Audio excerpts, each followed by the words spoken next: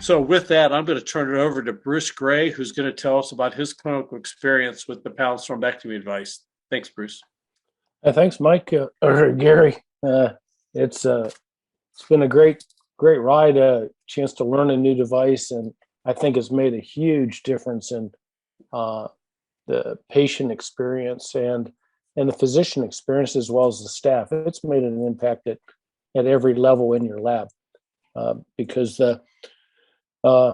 like you say, the catheter itself is intuitively straightforward, and you know what you're pulling out right then and there. And so it does have a splash factor in regards to really making a significant impact right away. So if you can just move through my conflict of interest slide, I am a consultant for Gore and Surmotics. Let me just describe this case. It's not unusual. During the COVID era, we ran into this not fairly frequently. This is a 44-year-old, really healthy male carrier, and she walks a lot, but obviously male carriers now drive a lot.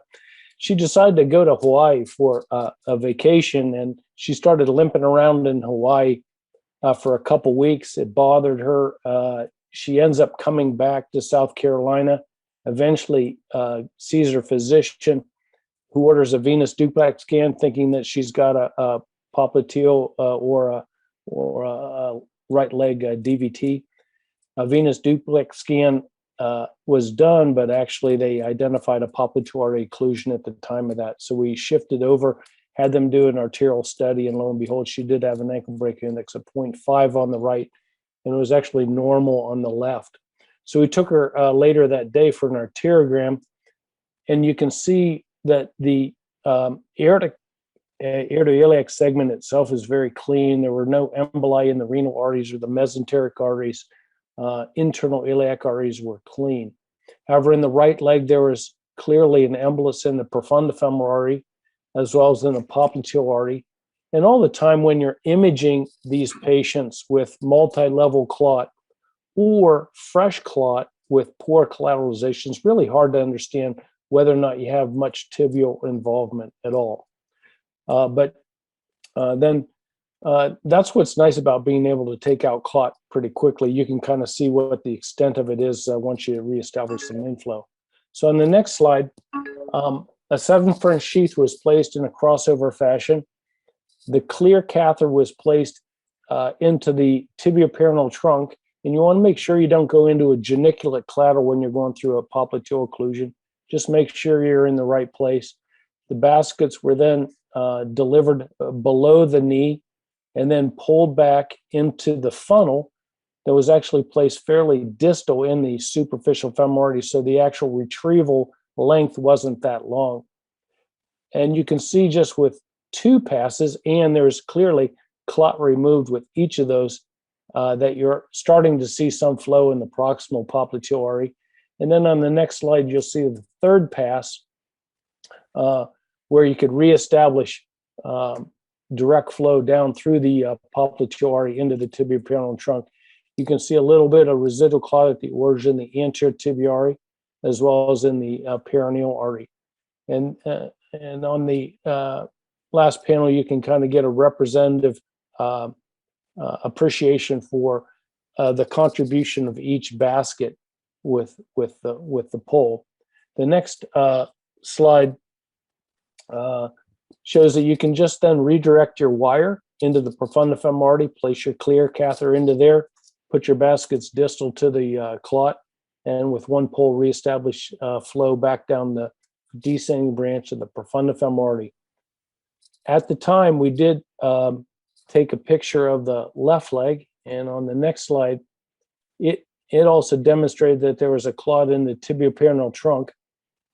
Even though her anterior tibial artery was open, you don't see it very well in the second panel, but the anterior tibial artery was open. But seeing she was 44 years old, just make one pass down the tibioperoneal trunk and reestablish flow down the posterior tibial artery. So with 5 passes, with 4 in the right leg, including the profunda as well as the popliteal artery, and then in the left leg, 1 pass in tibioperoneal trunk, she's kind of back to normal. She was then placed on anticoagulation. Extensive cardiac workup really was unremarkable early, but she was found to have paroxysmal atrial fibrillation in follow-up. So she's being treated for that, but she's normalized her ankle breaker indices, and just with one on-table experience for the patient without lytic therapy.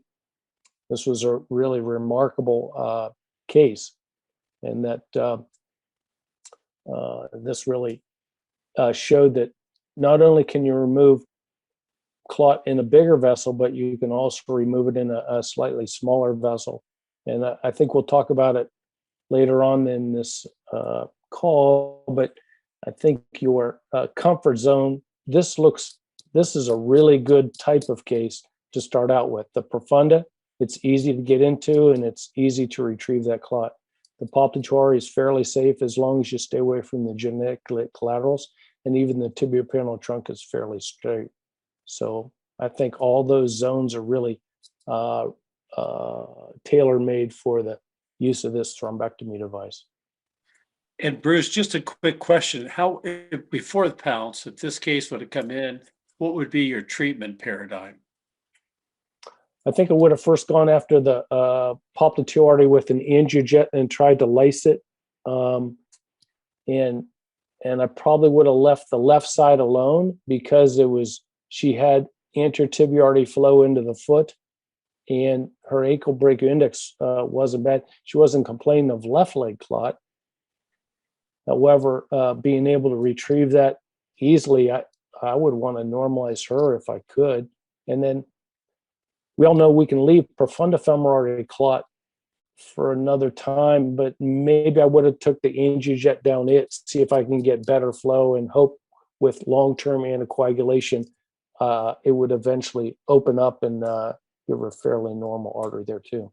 But when you got multi arteries involved with emboli, and emboli don't necessarily lyse as well as thrombus does, particularly younger thrombus. So that's also a concern.